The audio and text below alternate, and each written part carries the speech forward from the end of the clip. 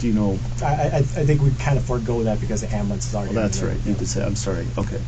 At some point, did Mr. Floyd kind of stop actively moving around and kicking and things like that? I think when that occurred, I think I was already, most of my back was already kind of away. Could you hear him saying anything No. differently about, hey, I'll cooperate or anything to that effect? I wasn't focused on what he was saying at that time. What were you focused on? Trying to communicate with those guys, and also paying attention to traffic and the crowd. So the crowd, if we could just talk about that, you a couple times referred to that crowd as hostile. What is it they were saying to you that made you think they were, or made you believe they were being hostile towards you? Good sign is usually they start cursing at you. Okay. Anything else specific that they were saying to you? As far as what they were saying, having conversation. But they were yelling at you, and they were officers. saying, get off him, get off his neck, look at him. Suggesting what? Check to on you? him. Yeah. Check on him? Did you do that? That was not my job. Okay. So no? No. Okay. Is the crowd yelling at you and basically all the officers to check on him, to get off him? Was that them being hostile, or was that them trying to alert your attention that something was going on with Mr. Floyd? And how did you take that? Several times they came onto the street. Okay. So, and I had to tell them several times to get back on the street. And at one point, one of I think it was a kid or something, came on the street, and then I tell him to back off, and he ends up pushing me. I'm kind of pushing him back on the street. Pushed him back. Sidewalk, and he ends up pushing me. So that, to me, that's kind of escalating the act a little bit. Yeah. Okay. So then the decision is made to have EMS come step it up to Code 3? Yeah, at some point I asked chronology, I don't recall exactly where it's at, but I do remember asking Lane if they have ambulance coming and what code, and he told me it was 2, and then I wanted to hear Code 3 because the environment that was occurring in the hostile crowd. And okay. Did the Code 3 response have anything to do with Mr. Floyd's change in disposition? I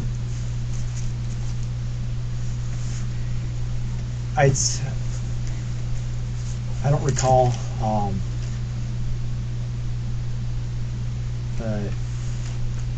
I guess the events of when I believe when I was talking to Lane, I believe that Floyd was still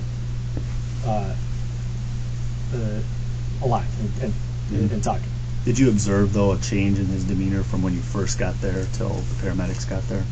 I would say the majority of the time I wasn't looking at Floyd. I'm just primarily focused on the crowd and the traffic. Was the crowd letting you know that there was a change in Mr. Floyd's Yes. disposition? What were they telling you? They're saying that he wasn't moving.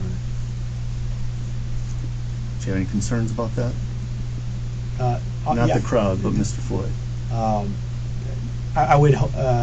I was concerned with the crowd. I mean, I would hope that the other officers would do their job and check on them. So you put your trust in the other three to take care of Mr. Floyd, and you took care of the crowd. Correct. Okay. So when the medics get there, what do they assess him?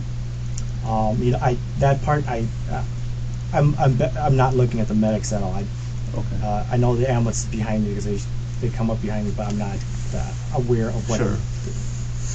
at that time what they're doing because I'm not looking at them. With that crowd there, it sounds, and I mean, we've all seen some videos from it. It seems like it was a little chaotic. Did you ever call for additional officers to assist you guys? I did not. Yeah. Okay. But the medics get there, and then do you see it when they roll him on his side, Mr. Floyd? Do you see Mr. Floyd at that time? I think I spent my majority of the time looking at the crowds. I didn't know when they. You didn't see them roll him on his side? I don't recall seeing that. Okay. How about when they get him up on the stretcher? Do you I make don't, any observations? I didn't see that.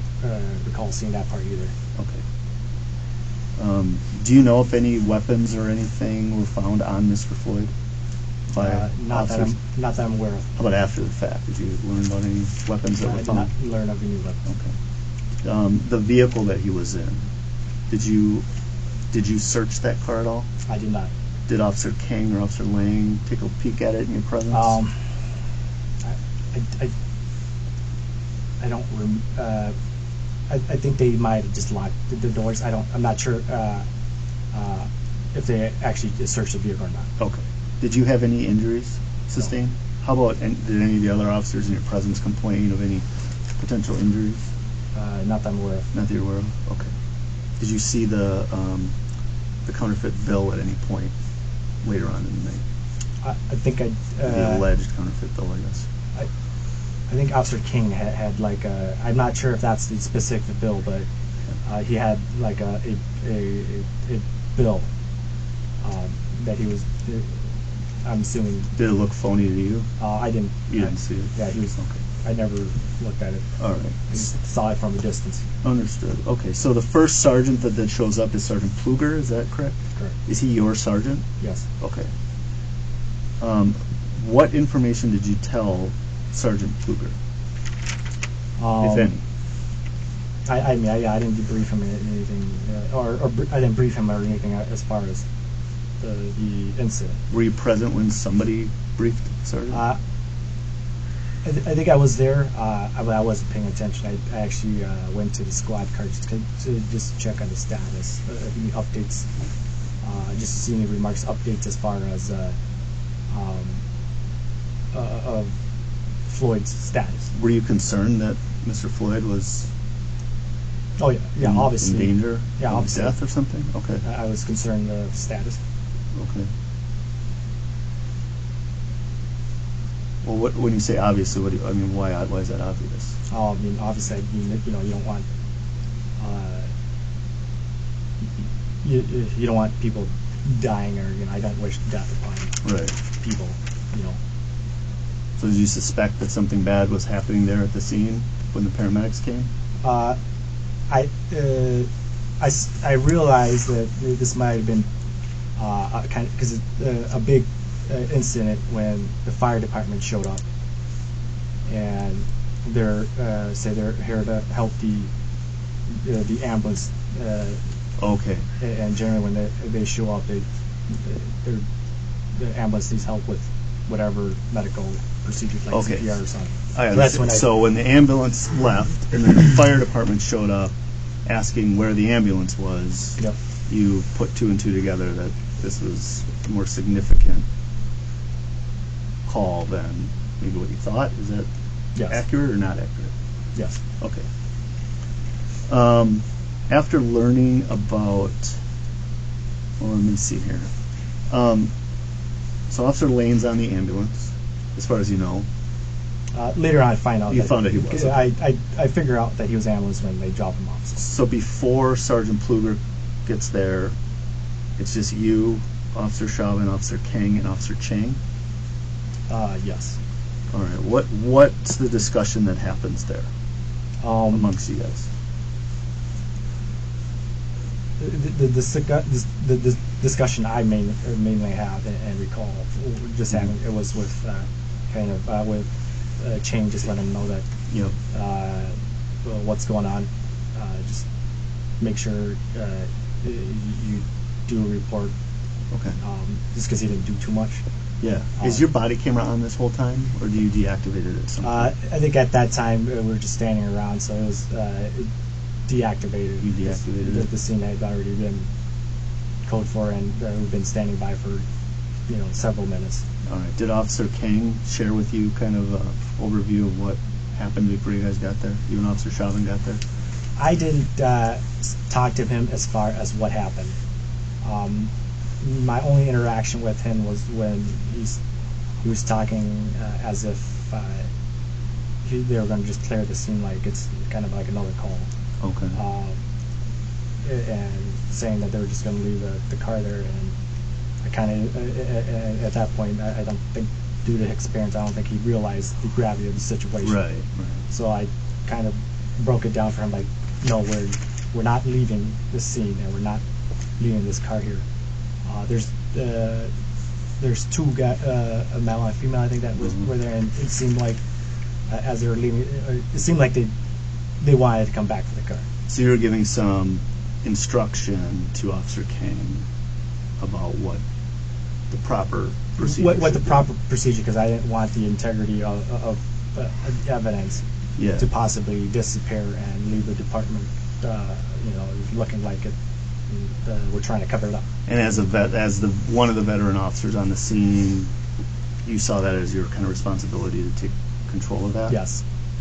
Or provide some instruction. Give him what he should do. Okay. So I told him that we weren't going to, that we're not going to do that. You shouldn't do that. You need to call a supervisor and have them make the decision. Any reason why that instruction and advice that you gave to Officer King after the fact, any reason why you didn't offer that kind of same leadership advice earlier when they were struggling with Mr. Floyd? I didn't have that enough information. Okay. In my opinion. When you learned that Mr. Floyd had died, what did you think? Yeah, I don't want anyone to die. It was kind of a somber moment, especially for me. My heart kind of sank.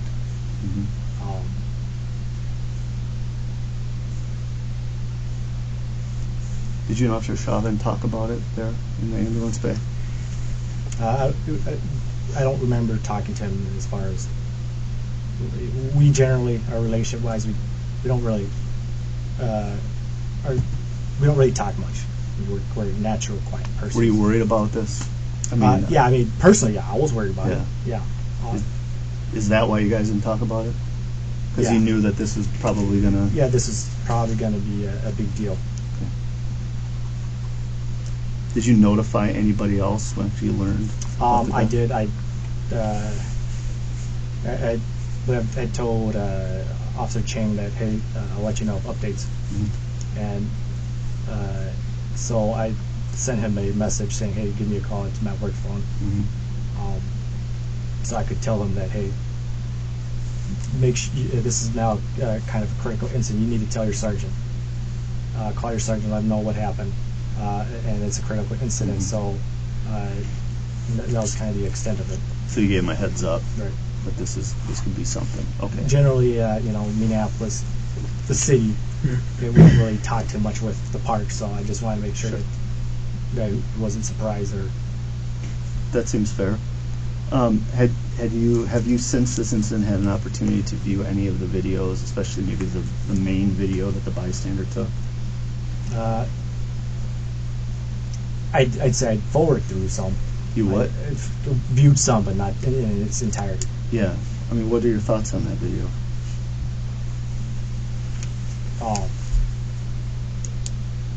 Because like you said, you were facing the crowd, so you weren't really paying much attention, but that video is obviously paying a lot of attention on what Officer Chauvin and Mr. Floyd's interaction is, and I'm curious what your thoughts on that are. Can I ask a question while you're asking what the thoughts are? We don't normally put thoughts down in police reports. You give them in summaries. Well, he's a human being. I'm just curious what his I understand that, opinion but is he's on here to it. give a voluntary statement about what happened, not necessarily what his thoughts were. Okay. You don't want to answer that question? Is that what you're I'm saying? advising. Yeah, Okay. I'll take his advice. Sounds good. Do you think there was anything you could have done differently to intervene? I'm in the belief that there's always something different and you can always do in every single call. Yeah, I mean, it's easy to second guess, right? It's easy to look in hindsight. Have you thought about things like that and what maybe could have been done differently? Yeah, I mean, Like what?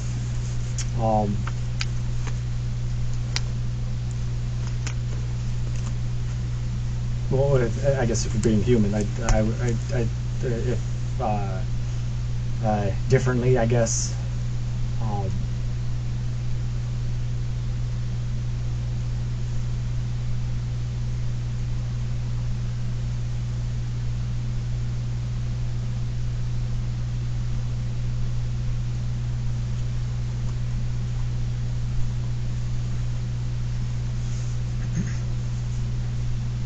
I guess it would be, more observant towards the Floyd. When I'm kind of standing off and paying attention to traffic and maybe too focused on what guarding the scene. Thank you.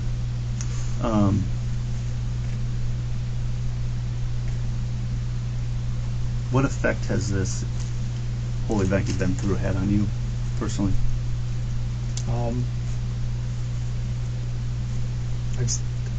I'd say this is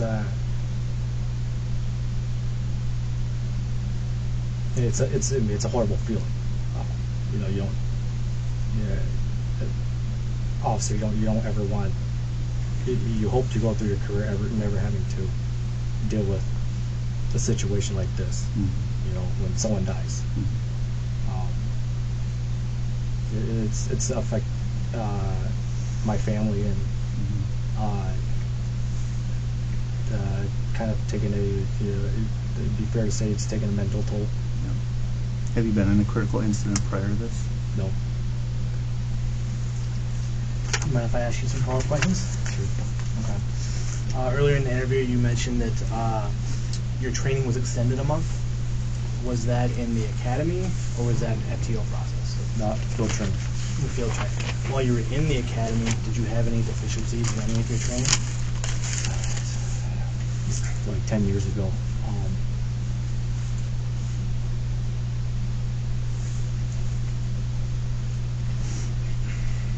I suppose you could find. I don't really recall too much.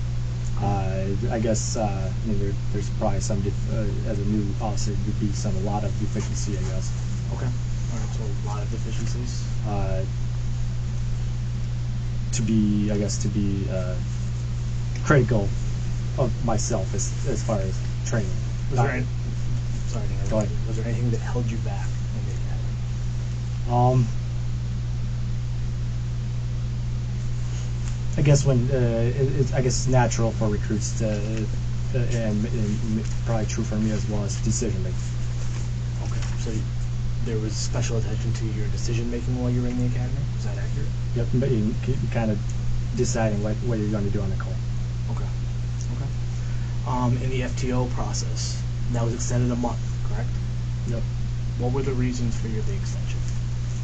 I'm trying to remember here.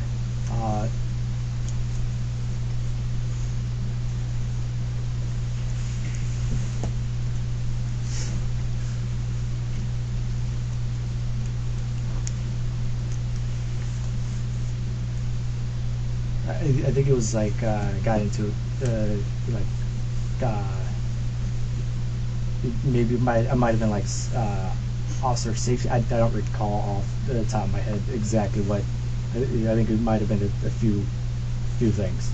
A few things. Yeah. Do you recall any of those? I'm trying to think.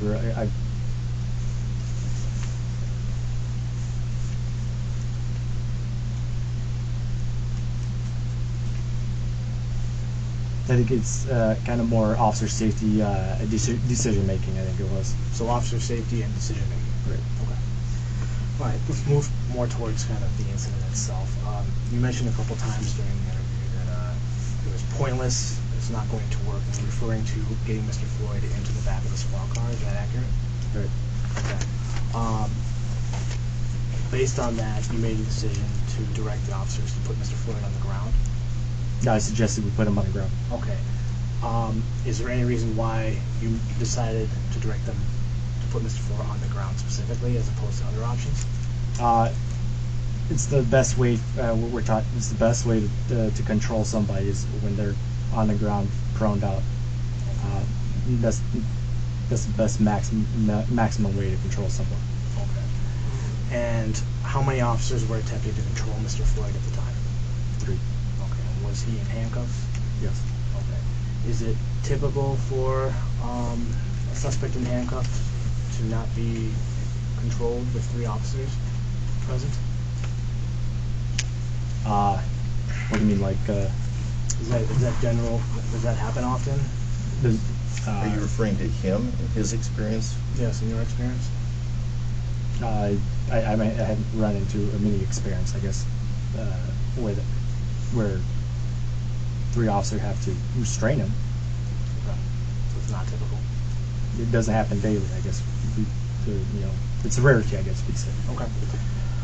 You mentioned during the interview that you were concerned about the 3 officers who were holding Mr. Floyd down and the traffic, correct?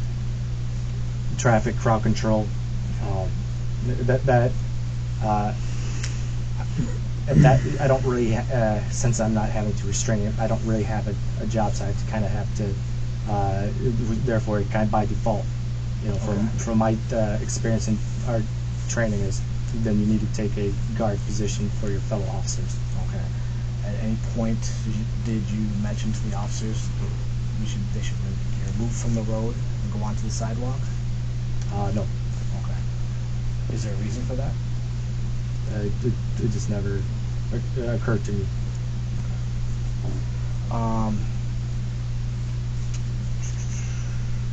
Did Mr. Floyd, based on your observations, struggle the entire time he was on the ground? Yes, from the time I've seen. I'm sorry. Say that I wouldn't say from the time I'm observing them. The majority of the time he was struggling. Okay. Did you ever see him cease to struggle? I believe I did peek maybe a couple of times, just check, just kind of look back to make sure they're still there. Okay. And what was happening? Was Mr. Floyd just laying there, or was he talking, or what was happening when you peeked? He was just laying there. Okay. You said earlier that you could hear Mr. Floyd making statements. Is that accurate? Such as, I can't breathe. Yep. Did you ever cease hearing Mr. Floyd talk? Yes. Okay. Did you check on him at that point? That was not my job at that moment. To do that, I would trust the other officers as they're in contact. Okay. What was your job? You mentioned the crowd and the traffic. Is that accurate? Correct. Okay.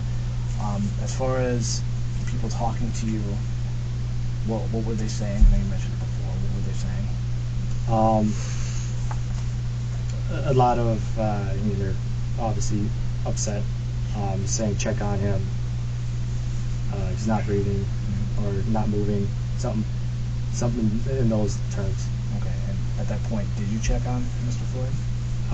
No, because my job is scene security. I would trust on those guys. I can't multitask. God only gave me one body and two hands and 2 legs. I can't be 2 places at once. So. Okay. Real quickly, at room 100, if it's okay, let's talk about that. When you went down to room 100, what was going on at room 100 when you got there? I think they're trying to figure out. I think they're calling command staff and trying to get union reps and lawyers. Okay. Did anybody from Minneapolis Police Department, administration, or any other level take a statement from you about what happened? You said administration? Yeah. No. How about the union or anybody else? Union lawyer. Okay. So you spoke to an attorney about what happened, but nobody else No. until today? What do you mean? Like, is today the first time you've really given a statement to someone other than your attorney? This really the only time really given a whole detail of whatever. Okay. Were you, on the date of this incident down at room 100, offered the opportunity to consent to a blood sample? You can talk about what happened that day, but we're not going to talk about who asked him to speak or anything like that. What about a blood sample? That's fair. Were you offered a blood sample by the BCA? No. You were not offered one? No. Okay. I was told by that I was a witness officer, so they didn't. Okay, so because the belief was that you didn't actively participate in restraining him, that you were not offered a blood sample? Correct. Okay. I wasn't there. I didn't know that. All right. Officer Chauvin, does he have more years on than you? Yes. Do you know how many years on approximately he has? It's okay if you don't. I'm just curious. I'm not sure. Okay. But he's senior to you. Correct. All right. What's kind of the... I mean, does he have a supervisory role with the police department? No. Patrol officer level, just like you? Correct. Okay. Is there any, like, informal kind of hierarchy when you have somebody with more experience or more years on versus less years on? Like, do you somehow treat them differently? Sure. How so? I mean, just it's as far as who's going to drive and who's going to sit in the passenger. Okay. So if Chauvin said, I want to drive today, but you really wanted to drive today, you would defer to him because he has more seniority? Correct. Would that be an example, I guess? Okay.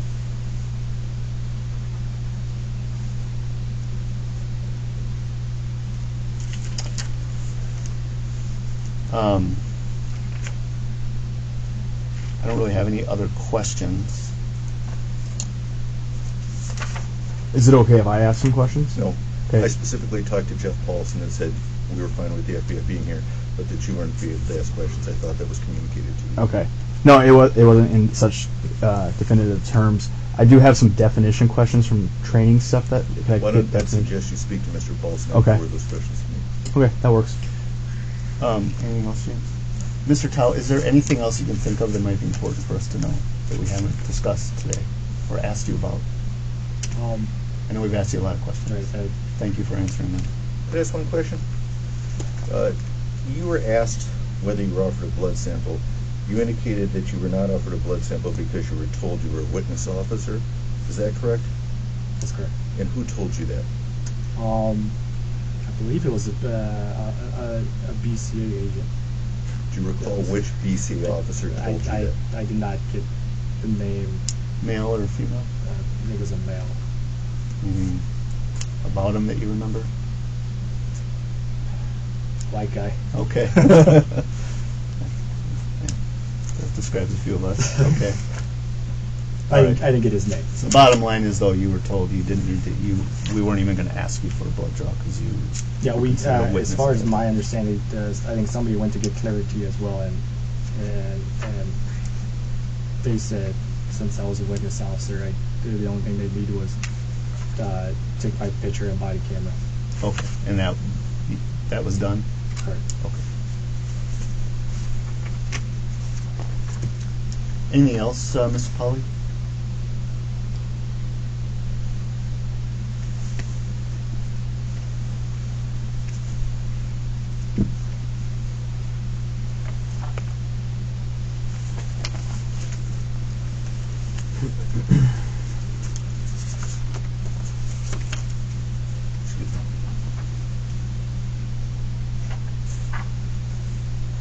Yes, you were asked about whether you saw Mr. Floyd motionless at any time.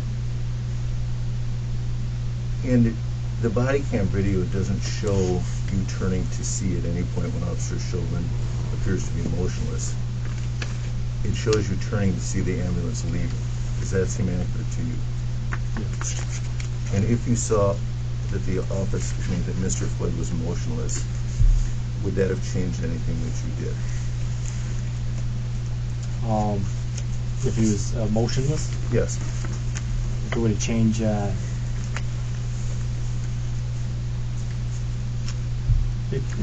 was purely focused on my job at hand. So if I would trust that my partner